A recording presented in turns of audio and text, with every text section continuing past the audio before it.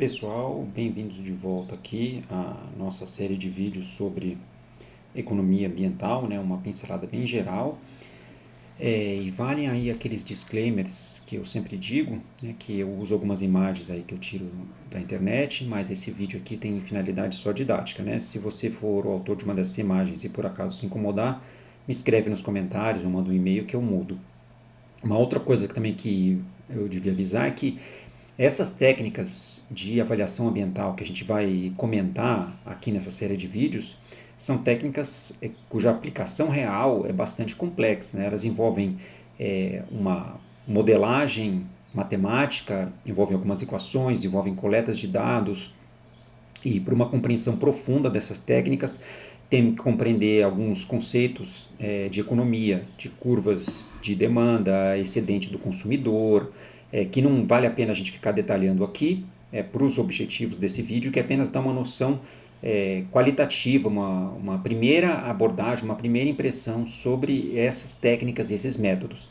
Mas quem se interessar e quem realmente for querer aplicar esses métodos na prática, tem que se aprofundar um pouco mais nesses livros, nesses modelos, nessas teorias. E eu vou deixar aqui linkado um material onde você pode avançar um pouquinho mais, né? Uma das autoridades do Brasil é o professor Ronaldo Ceroa da Mota, que tem um manual básico de valoração ambiental, e eu vou colocar o link para o PDF aqui na descrição desse vídeo.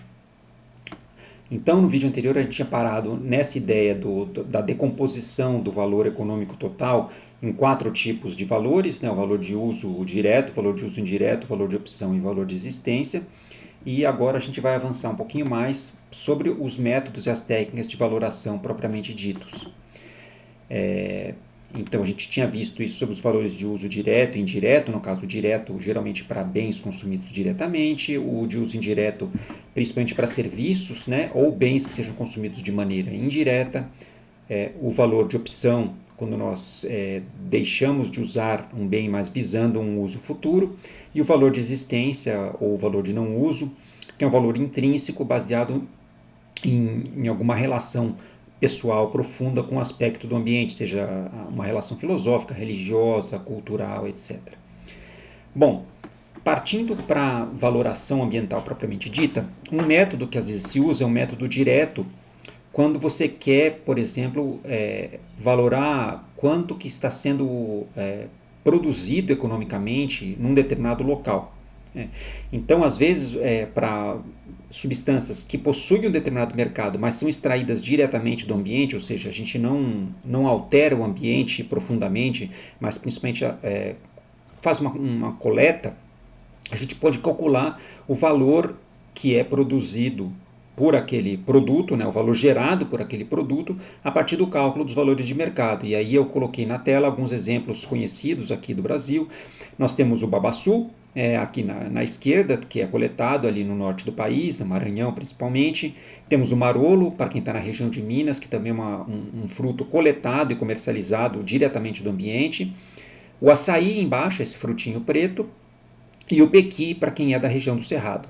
Então, se nós vamos valorar economicamente uma área natural que não é utilizada agrícola, de forma agrícola ou para pecuária ou para silvicultura, mas que são extraídos esses recursos diretamente do ambiente, esse pode ser um componente. Bom, agora nós vamos ver uma série de métodos que são métodos ligados, que o pessoal chama de função de produção, ou seja, eles através de um substituto de mercado ou através de preços que são negociados em mercado, então você olha mais a curva pelo lado da função da produção, novamente eu falei para vocês, isso tem a ver com uma modelagem matemática, com teorias econômicas. E então a gente vai olhar algumas dessas técnicas e ver elas intuitivamente. Tem uma técnica que é chamada produção sacrificada ou produtividade marginal, ou alguns autores chamam de método dose-resposta, MDR.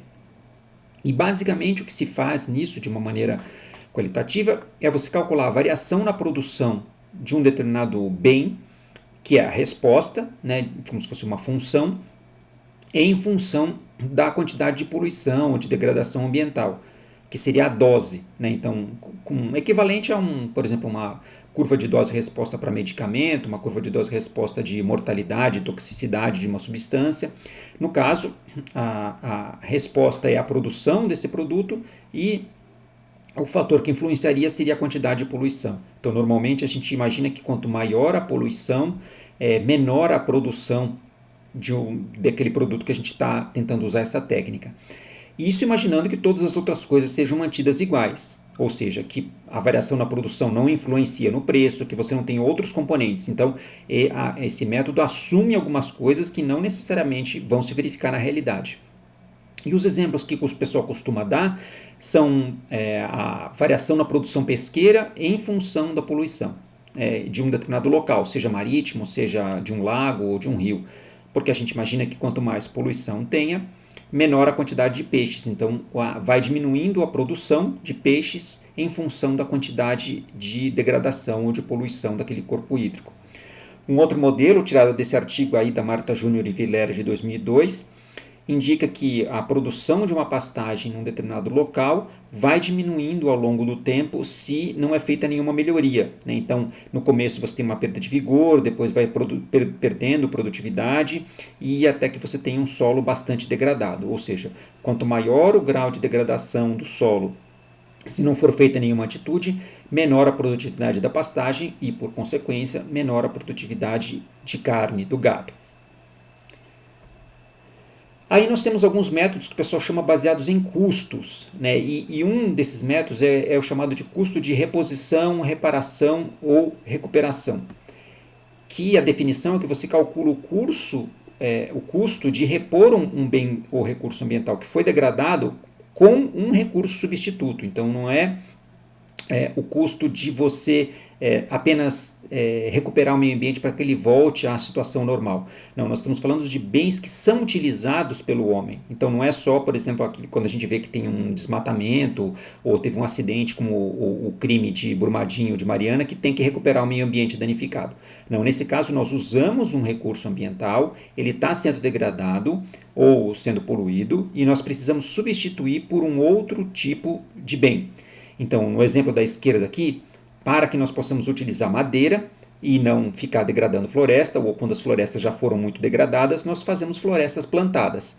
Então, nós temos esse custo para poder usar aquele insumo, que é a madeira, para produzir, por exemplo, papel ou celulose, nós temos que repor com um bem substituto, no caso, a floresta plantada. E no exemplo da direita, nós temos o custo de fertilização, ou seja, nós estamos degradando o solo, retirando os nutrientes desse solo, precisamos desses nutrientes, então é um serviço ambiental que é fornecido para que a gente possa ser utilizado depois do produto agrícola.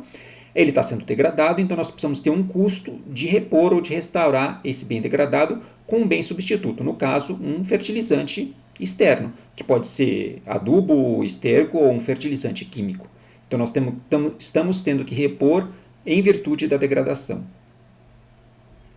Um outro método é também baseado em custos, né? Então todos esses métodos que a gente está vendo até agora, desde que começou o método da dose-resposta, lá da produção sacrificada, a gente utiliza de alguma forma um bem ou algum custo que possui um mercado para ele, que a gente pode calcular em função daqueles preços de mercado. Então, a gente tem aqui nesse caso a estação de tratamento de esgoto, ou uma estação de tratamento de água, onde você tem que manter um custo para controlar e gerar um produto final de um bem que você usa, manter ele com uma determinada qualidade. Então, por um determinado rio que seja classificado com, vamos supor, um rio classe 2, que tem um grau de proteção, para que esse rio seja mantido com essa qualidade, nós temos que gastar um dinheiro tratando nossos esgotos para quando nós formos jogar isso de volta no rio, a gente mantém a qualidade daquele bem. Então, aquela água do rio é utilizada em processos produtivos, mas a gente não vai substituir ela por nenhum outro bem. E sim, a gente tem que fazer um custo para controlar aquela água e manter aquela água com a qualidade para que a gente possa continuar utilizando. Então é um custo gasto em toda a infraestrutura da estação de tratamento, mais os custos constantes de operação de uma estação de tratamento de esgotos.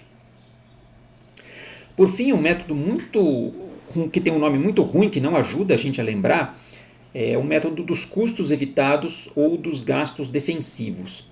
E a definição que eu pus aí entre aspas é que a gente tem que fazer alguma atitude defensiva para substituir ou complementar um bem ambiental que esteja escasseando. Então a gente não vai controlar a qualidade daquele bem, como a gente falou, mas a gente precisa daquela condição, então a gente vai tomar uma atitude defensiva. E aí temos 2 exemplos nas pontas, que é você gasta dinheiro para ferver água quando você não confia na qualidade da água, ou você compra água mineral. Então você precisa daquele bem ambiental, ele está degradado, está escasseando, e você tem que tomar uma atitude defensiva, que é gastar dinheiro com gás ou gastar dinheiro com água para manter aquele bem naquela qualidade. Outra coisa é quando a sua saúde está prejudicada.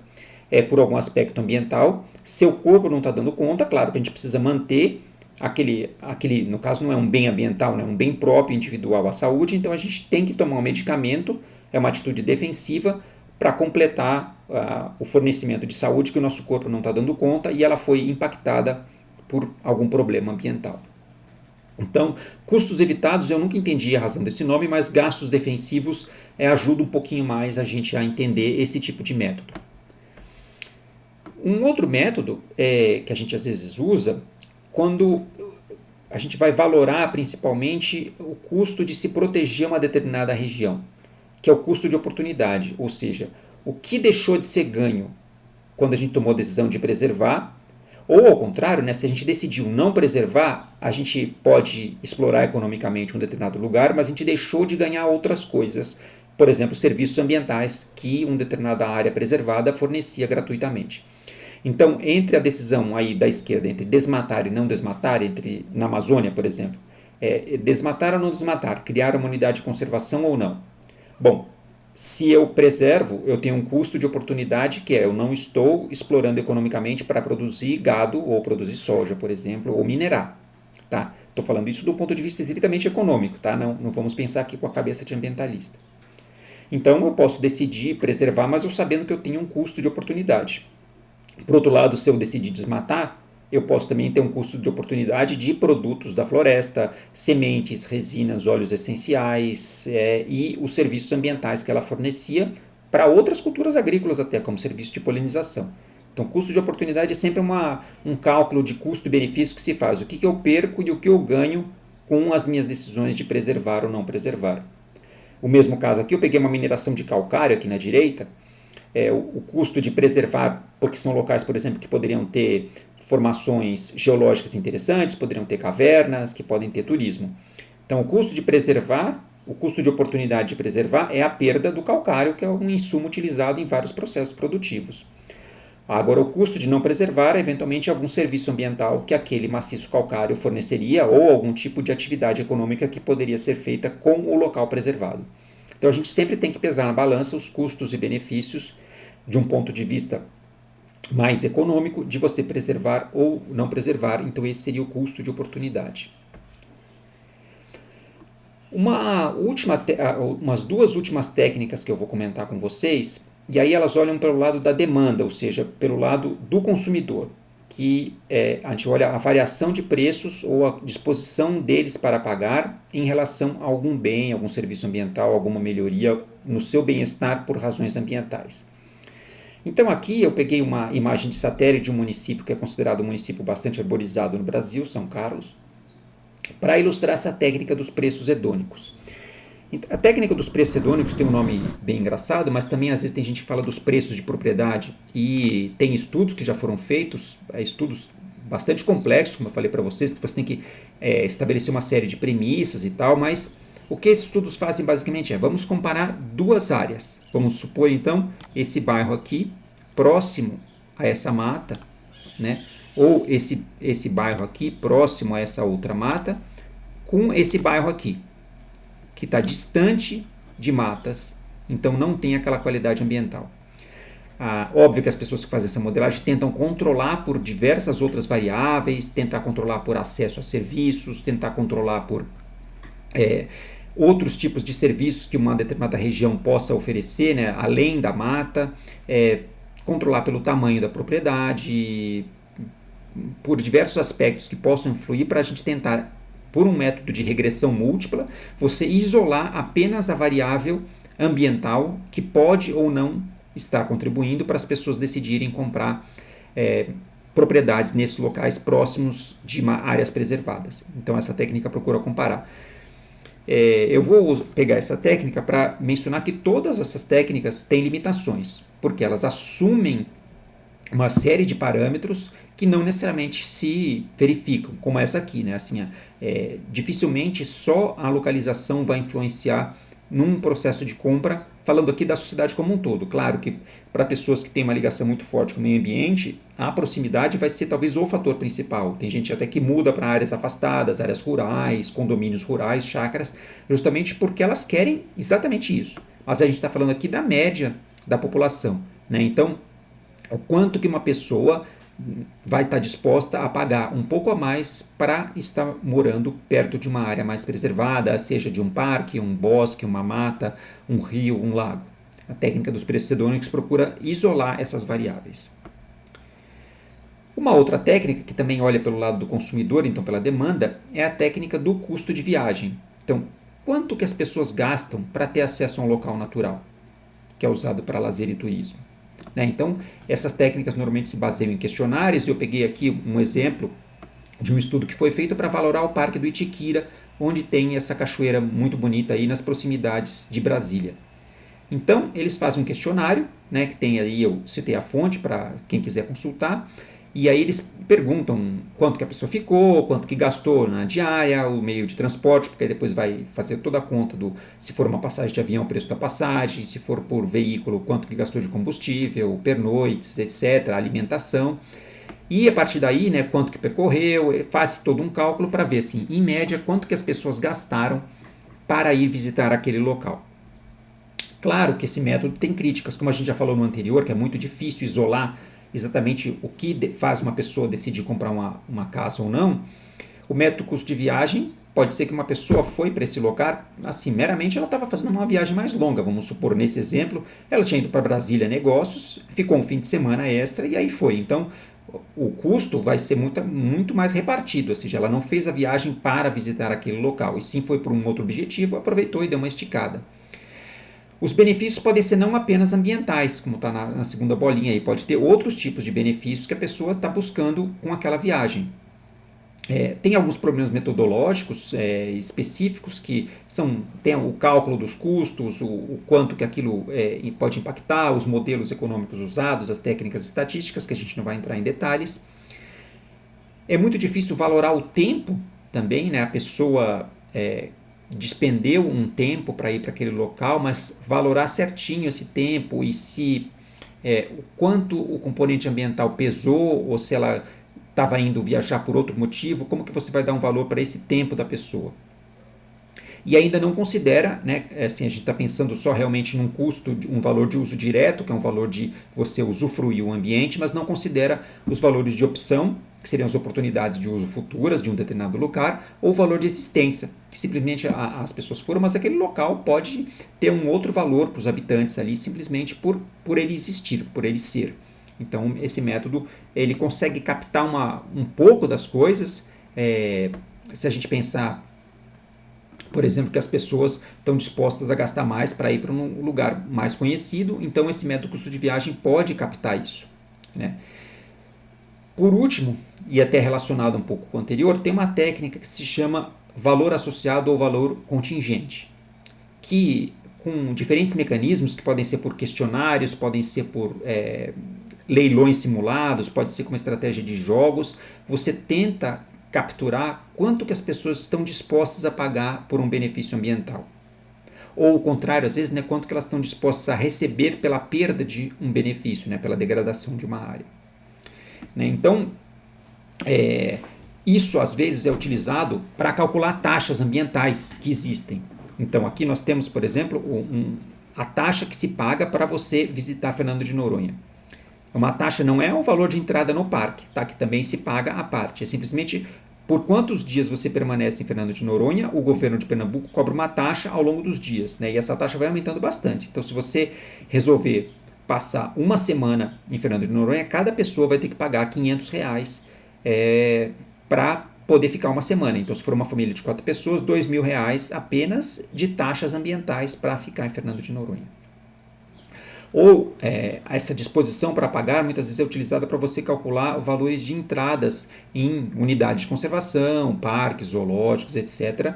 Como aqui, né? Você tem um ticket de entrada do Parque do Iguaçu. Não sei se foi utilizado esse método, mas poderia ser utilizado porque as pessoas estão muito dispostas a pagar nesses dois exemplos de parques muito emblemáticos, conhecidos, todo mundo quer conhecer.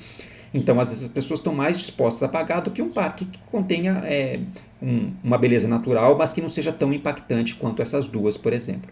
Então, através de diferentes mecanismos que eu falei, você tenta estimar quanto que as pessoas estão dispostas a pagar. Ou o contrário, né, você pode pensar assim, bom, nós temos que desmatar uma determinada área aqui para implantar algum serviço aqui, a prefeitura quer fazer, então ela tem que indenizar as pessoas. E aí faz também um questionário ou algum leilão virtual, algum método de jogos para ver quanto que você aceita receber para abrir mão do bem-estar que aquele bem ambiental te proporciona. Tá?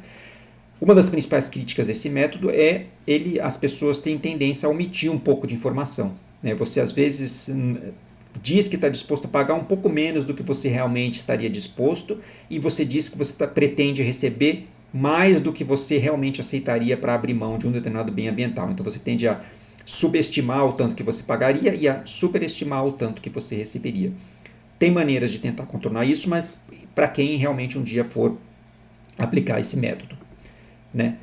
Então, gente, qual método aplicar não tem receita de bolo, também como a gente já viu em outras situações aqui dentro dessa série de vídeos de política ambiental.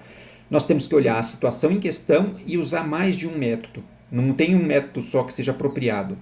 E também vai depender do que você estiver valorando. Você vai estar valorando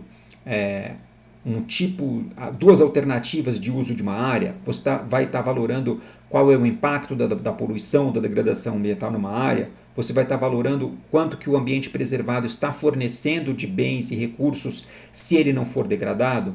Então, a pergunta que você quiser valorar, você quer valorar uma unidade de conservação, isso vai indicar os métodos que você vai utilizar. E eu já pincelei para vocês, todos eles têm problemas, nem sempre um bem substituto é um substituto perfeito de um bem que a gente está comparando, quando a gente, por exemplo, tem que calcular o custo de reposição, tem problemas nos questionários, tem problemas estatísticos, mas é uma primeira abordagem e serve muitas vezes para direcionar e orientar políticas públicas e para a tomada de decisão. Bom, então a gente ficou por aqui nesses 2 vídeos de princípios de economia ambiental. E talvez tenhamos aí um vídeo extra sobre algumas técnicas que foram aplicadas, né, algumas iniciativas de valoração ambiental. É isso aí, pessoal. Fiquem ligados nos próximos vídeos aqui do canal do Ecofrag.